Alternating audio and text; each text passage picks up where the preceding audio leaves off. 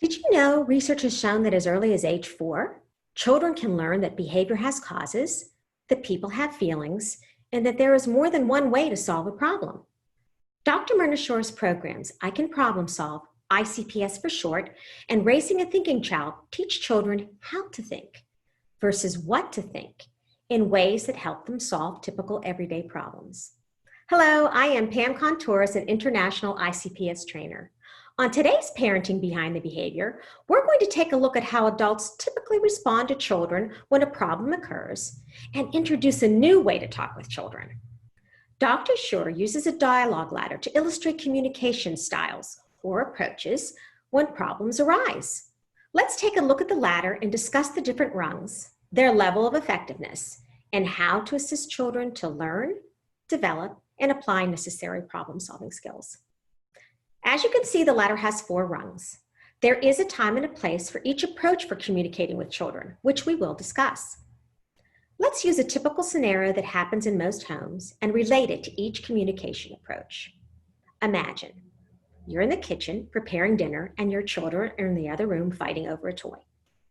If using the first rung of the ladder, the power approach, the adult may yell from the kitchen something like, "Stop fighting over that toy right now. Don't make me come in there." The adult gives orders, makes demands, making the children feel overpowered instead of empowered. The best time to use this approach would be when a child is in danger. Otherwise, if used too often, the child may not respond at all and may become immune to feeling overpowered. On the second rung of the ladder, the suggestion approach, the adult may come into the room and say, "In our home, we share our toys." While this approach can be positive, unlike rung 1, who is doing the thinking? The adult is doing the thinking for the child, which limits the child's ability to think on their own. This approach is effective when used occasionally and to help younger children become aware of expectation, thus promoting pro-social decision-making. Using the third rung of the ladder, the explanation approach, the adult may come into the room and say, "If we don't share our toys, then we may have to put them away and not be able to play with them, and that would make all of us feel sad." In this approach, the adult explains what might happen if children continue their behavior. The adult chooses a particular solution and explains how they and others might feel. Again, this is a positive approach, and it may seem ideal because children are hearing about consequences and feelings based on their actions, but who is doing all the thinking? The adult. This approach is most effective when children are learning the skills for problem solving around ages 3 or 4.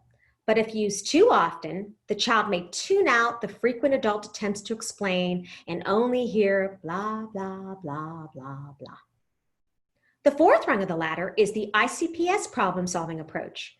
Using this approach, the adult would come in the room and ask, "What's the problem?" Starting with this question immediately engages the children in identifying the problem. Now who's doing the thinking? The adult then asks simple questions prompting the children to think about the problem, each child's feelings and the perspective of others. And then each child thinks about how they would want to solve the problem and evaluating their solutions before making a choice on which one to try. Given skills to think for themselves, children feel empowered, not overpowered, and are more likely to carry out their own solutions and think of genuinely empathetic consequences. When we teach our children how to think, not what to think, they are able to think critically and become successful problem solvers. Thank you for watching this week's episode of Parenting Behind the Behavior. We hope you join us again next week for more helpful parenting tips from the I Can Problem Solve and Raising a Thinking Child programs.